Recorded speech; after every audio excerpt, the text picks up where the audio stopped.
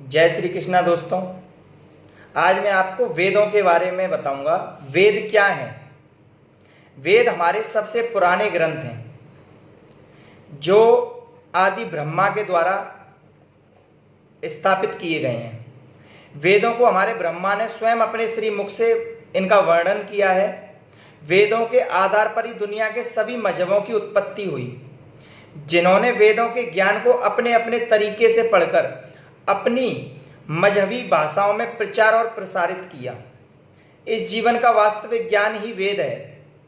हमें वेदों से ही धर्म, शास्त्र, ज्ञान, जीवन ऐसे अन्य भौतिक विषयों की प्राप्ति हुई।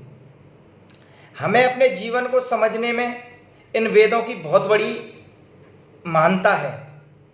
वेद हमारे जीवन के वो आधार हैं जिन्हें पढ़ा, समझा और जाना तो परमात्मा के चरणों तक पहुंचने में देर नहीं लगेगी। हमारे सारे ऋषि मुनि सभी इन वेदों से ही ज्ञान प्राप्त करके अपने अध्यात्म को प्राप्त हुए हैं। आज मैं आपको इनका वर्णन सुनाता हूं। वेदों में जन औषधि और चारों युगों का वर्णन समाहित है। वेद 4 प्रकार के होते हैं: ऋग्वेद, यजुर्वेद, सामवेद और अर्थववेद। इन वेदों की 28,000 पांडुलिपि आज भी हमारे संग्रहालय में रखी हुई हैं।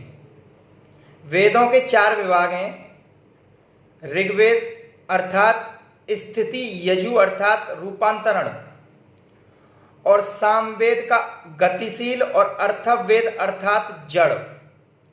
ऋग्वेद को धर्म युग की मोक्ष, साम को काम और अर्थव को अर्थ भी कहते हैं, और इन्हीं के आधार पर धर्म शास्त्र, मोक्ष शास्त्र, काम शास्त्र और अर्थशास्त्र की रचना हुई।